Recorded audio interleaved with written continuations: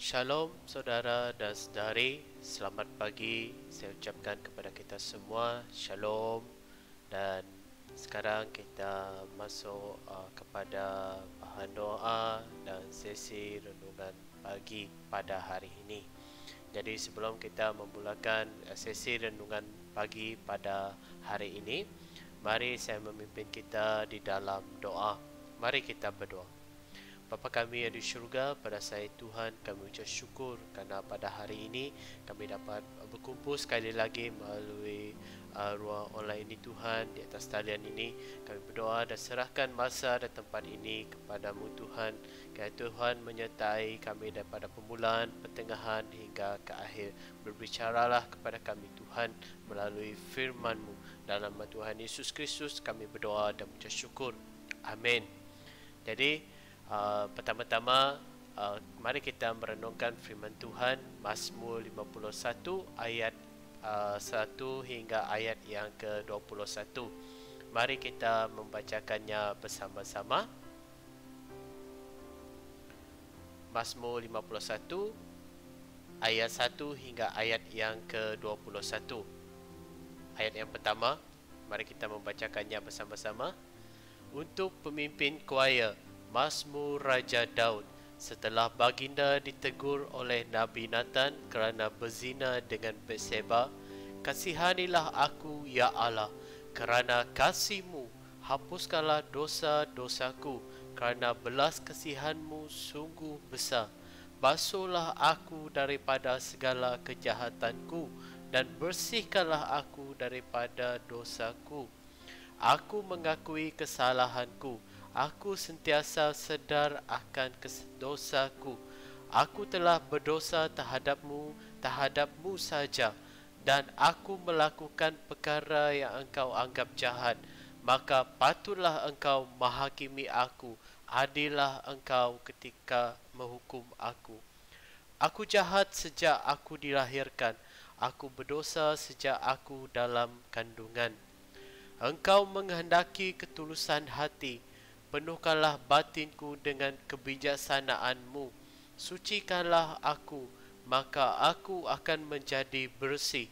Basuhlah aku, lalu aku akan menjadi lebih putih daripada salji.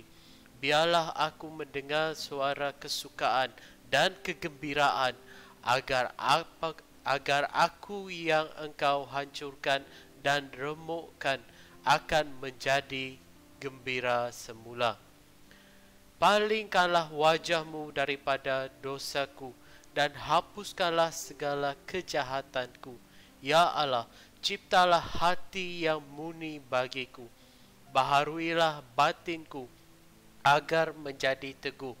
Janganlah buang aku daripada hadirat-Mu. Janganlah ambil roh-Mu yang suci daripadaku.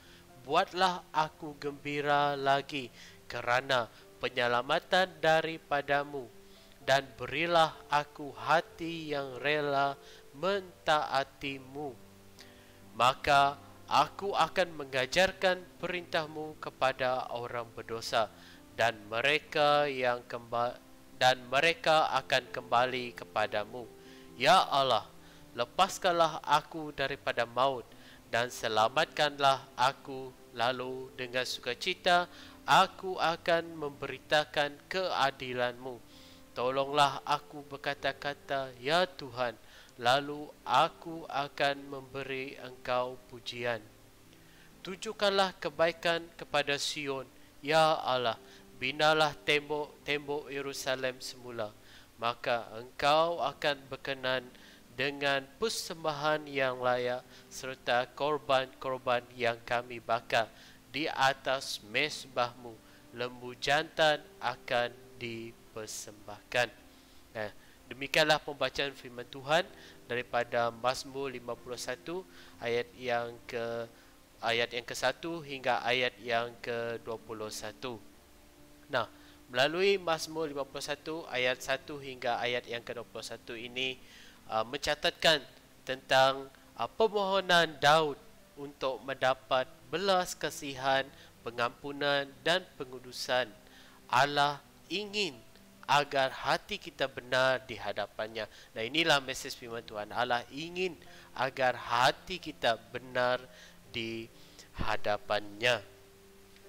Ini adalah sebuah mazmur pengakuan dosa yang diucapkan oleh Daud.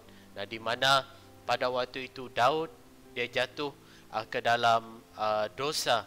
Lalu apa yang terjadi iaitu Tuhan memakai Nabi Nathan untuk menegur kesalahan yang dilakukan oleh Daud, iaitu menegur Daud sendiri atas perbuatannya, iaitu berzina dengan Bathsheba, isteri kepada Uria, dan sekaligus membunuh suami kepada Bathsheba, iaitu Uria. Nah, demi untuk menutupi kesalahan yang dilakukan olehnya, iaitu berzina. Nah, melalui Mazmur 51 ayat 1 hingga ayat yang ke-19 ini, sekurang-kurangnya kita boleh belajar, iaitu daripada dua orang individu yang dapat kita renungkan bersama-sama pada pagi ini, iaitu yang pertama,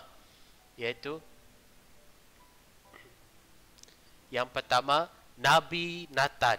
Nabi Nathan ialah orang yang dipakai oleh Tuhan untuk menegur Daud seperti mana yang saya katakan tadi. Namun walaupun di dalam perikop ini, dalam Mazmur 51 ayat 1 hingga yang ke-21 ini tidak dicatatkan apa isi-isi teguran Nabi Nathan kepada Daud.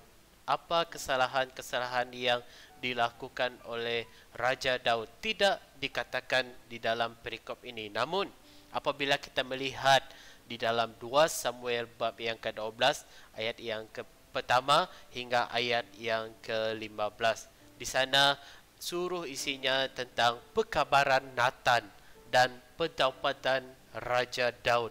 Dan di sini ada tercatat tentang perilaku Daud yang telah berzina dengan Bathsheba, membunuh Uria, dan boleh dikatakan sekaligus Daud di sana dia sudah melanggar beberapa hukum dalam 10 perintah Allah. Nah, saudara-saudari, Allah menggunakan Nabi Nathan untuk menyampaikan isi hatinya agar Daud menyedari kesalahan lalu bertobat. Sekiranya Daud tidak mendengar, maka Tuhan akan lebih murka. Nah, pada hari ini saudara dan saudari yang saya kasihi, nah mungkin juga ada di antara kita ataupun ada di antara saudara dan saudari kita jatuh di dalam dosa. Nah, seperti mana yang kita ketahui, seperti mana berita saudara-saudari kita yang jatuh di dalam dosa pada saat ini. Ya, di dalam dunia ini mungkin ada orang imannya kuat dan mungkin juga setengah orang imannya lemah. Maka di sini kita berperanan seperti Nabi Nathan, yaitu saling berkat memberkati, saling melengkapi antara satu dengan yang lain, saling menegur antara satu dengan yang lain. Dalam arti kata yang lain, membangun sesama. Nah, ada segelintir saudara-saudari kita yang kita perlu jangkau, yang kita perlu beritakan firman Tuhan kepada mereka, beritakan berita baik kepada mereka, pertaubatan, keadilan dan kasih Allah. Nah, dalam arti kata yang lain, Allah tetap menyatakan kasih kepada orang yang jatuh di dalam pencobaan.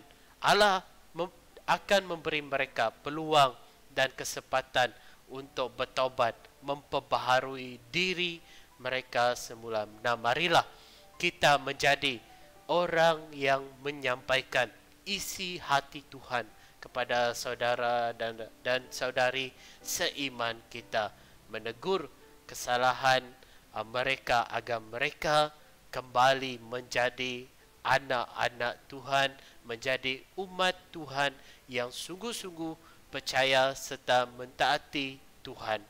Nah, yang kedua, yaitu Raja Daud, orang yang telah berdosa dan mengoreksi diri, mengakui dosa dengan sungguh-sungguh, bertaubat kepada Allah. Dan apabila kita membaca keseluruhan, inilah inti keseluruhan daripada Mazmur 51 ayat yang pertama hingga ayat yang ke-21 ini tentang pertaubatan Raja Daud. Di sini Daud memohon ataupun mendapat belas kasihan, pengampunan dan pengudusan melalui pembacaan firman Tuhan sebentar tadi yang kita bacakan. Allah di sini dia ingin bukan Raja Daud saja, kita juga, iaitu mempunyai hati yang benar di hadapannya. Sekalipun kita pada hari ini menyembunyikan dosa, namun percayalah, Allah Maha tahu semua perbuatan kita, baik tersembunyi maupun kelihatan. Nah, dari ekspresi tindakan Daud, saudara-saudari, melalui yang kita bacakan tadi, setelah Nabi Nathan menegurnya, apa yang Raja Daud lakukan? Iaitu dia terima teguran itu daripada Allah melalui Nabi Nathan. Nah, apabila dia jatuh ke dalam dosa, dia mengaku kesalahan dosanya terhadap Allah. Dia bertobat, dia sedar. Apabila kita membaca firman Tuhan, dikatakan dia sedar akan perilakunya yang sudah salah. Nah, pertobatan Daud ini bukan separuh-separuh, bukan alang-alang. Dia mengoreksi dirinya terlalu dalam, saudara-saudari. Apabila kita membaca firman Tuhan serta mengamatinya dengan baik-baik. Nah, baik dosa tersembunyi maupun dosa yang kelihatan. Nah, semua Raja Daud sampaikan dengan sungguh-sungguh, mengungkapkan semuanya kepada Allah. Nah, tiada satu pun terlepas dari pandangan mata Allah, saudara-saudari. Oleh itu dia berkata, ayat yang ke-12, Ya Allah, ciptalah hati yang murni bagiku, baharuilah batinku agar menjadi teguh. Nah, anak-anak Tuhan sekalian, walaupun kita tidak dapat menguraikan ayat demi ayat ini secara teliti, tetapi firman Tuhan ini berbicara bukan saja kepada Raja Daud, tetapi kepada kita semua pada hari ini sebagai anak-anaknya, sebagai pengikutnya. Saya yakin, saudara-saudari, baik saya maupun anda yang sedang mendengar firman Tuhan pada pagi ini, tak terkecuali kita, siapapun kita, pasti kita ada melakukan pelanggaran dosa. Baik kita sudah akuinya ataupun belum, hanya kita dengan Tuhan saja yang tahu. Nah, saudara-saudari, ada peluang, ada kesempatan yang Tuhan berikan kepada kita. Untuk itu, rendahkanlah hati kita seperti Raja Daud. Akuilah dan bertobat segera dari dosa-dosa pelanggaran kita di hadapan Tuhan. Nah, dengan sungguh-sungguh seperti mana yang dilakukan oleh Raja Daud. Oleh itu, saudara-saudari, mari kita masuk kepada bahan doa kita pada pagi ini. Kita berdoa, kita mengaku dosa kita, sekaligus kita bersyukur serta memuji Tuhan. Nah, dalam iman kita kepada Tuhan, pengharapan kepada Tuhan, dan kasih kita kepada Tuhan juga, mungkin ada berhala, ada sesuatu yang lain di dalam kehidupan kita sehingga membuat kita lalai dalam iman kepercayaan kita kepada Tuhan, sehingga kita berdusta di hadapan Tuhan, sehingga kita lebih mengutamakan yang lain berbanding hidup benar, hidup kudus di hadapan Tuhan. Nah, sekaligus pada saat ini marilah kita memuji Tuhan, karena Tuhan tetap menerima kita sebagai anak-anaknya, sekalipun kita orang yang berdosa. marilah kita mengakui dosa kita di hadapan Tuhan serta bertaubat. Saya pimpin kita di dalam doa. Bapa kami yang di syurga, pada saat Tuhan, kami mengakui segala dosa serta peranggalan yang telah kami lakukan. Baik kami sengaja Tuhan, maupun kami tidak sengaja melakukan dosa Tuhan. Baik kami melakukan sesuatu yang tidak berkenan di hadapan-Mu. Oleh itu Tuhan, kami memohon ampun Tuhan atas kesalahan, pelanggaran, dosa yang telah kami lakukan Tuhan. Nah, walaupun kami tidak sebut secara spesifik dosa kami Tuhan, tapi Engkau tak terlebih tahu Tuhan apa yang ada, apa yang sudah kami lakukan Tuhan. Untuk itu Tuhan, kami memohon ampun Tuhan atas segala pelanggaran dosa kami. Nah, pada saat Tuhan, kami juga mahu memuji kebesaran-Mu Tuhan, kasih-Mu kepada kami Tuhan. Walaupun kami manusia yang berdosa Tuhan, yang sering lemah, yang sering jatuh di dalam pencobaan Tuhan, namun Engkau tetap mengangkat kami, Engkau tetap memelihara kami Tuhan, Engkau tetap menyatakan kasih-Mu kepada kami Tuhan. Terima kasih Tuhan atas kasih-Mu kepada kami. Dan nama Tuhan Yesus Kristus kami berdoa.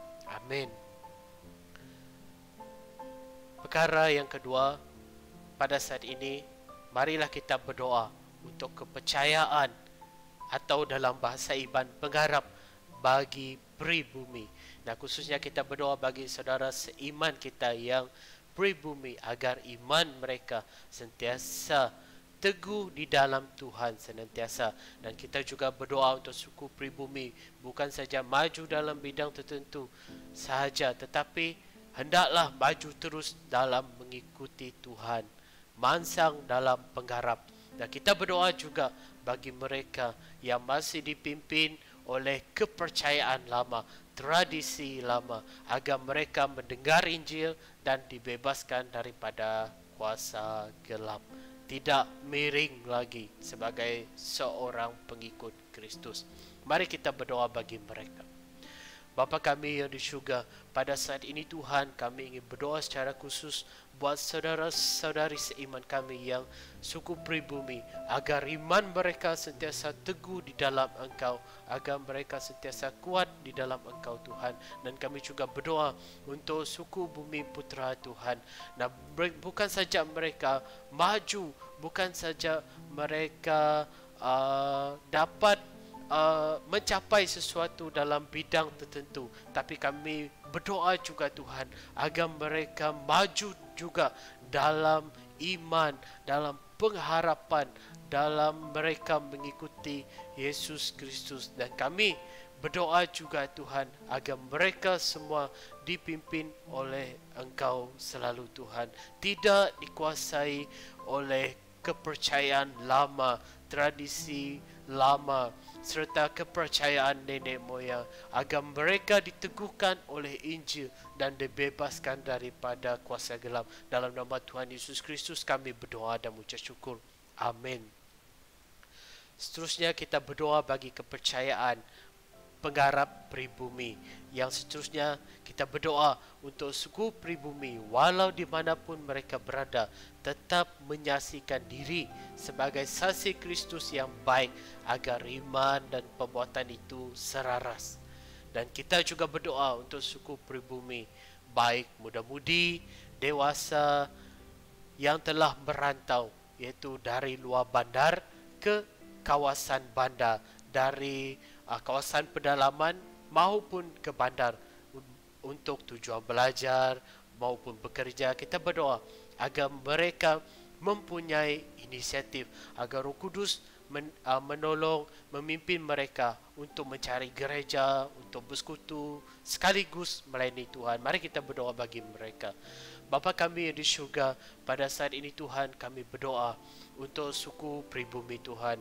Nah, walaupun dimanapun mereka berada pada saat ini Tuhan, baik di rumah maupun di luar rumah, baik di bandar maupun di luar bandar, di kawasan pedalaman dan di merata tempat, kami berdoa Tuhan untuk suku pribumi.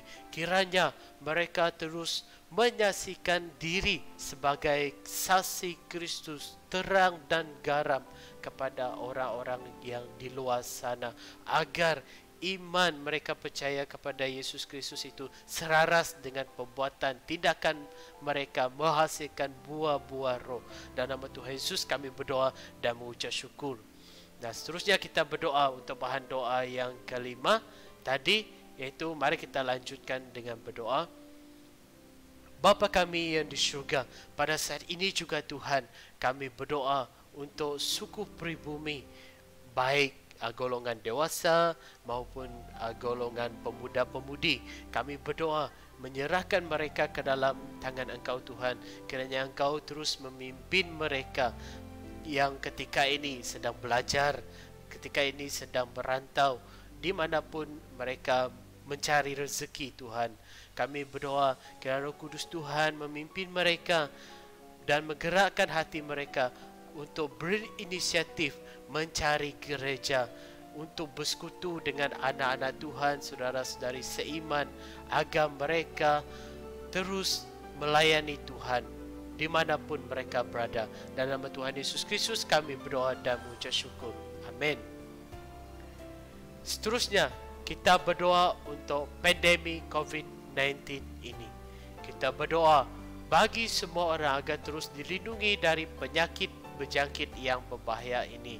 Kita berdoa juga bagi semua pesakit yang disahkan positif COVID-19, agar mereka ada kekuatan, ada pemulihan, baik dari segi kesihatan maupun kerohanian mereka juga. Dan kita juga berdoa untuk seluruh petugas barisan hadapan, kiranya mereka ada terus kekuatan, ada terus semangat. Dan kita juga berdoa untuk semua kaki tangan yang mengendalikan isu COVID-19 ini, baik kerajaan maupun di bidang swasta. Kita berdoa bagi mereka semua, ya Tuhan juga terus menguatkan mereka, memberi mereka hikmat dan kebijaksanaan bagaimana membendung penularan wabak COVID-19 ini. Mari kita berdoa bersama-sama.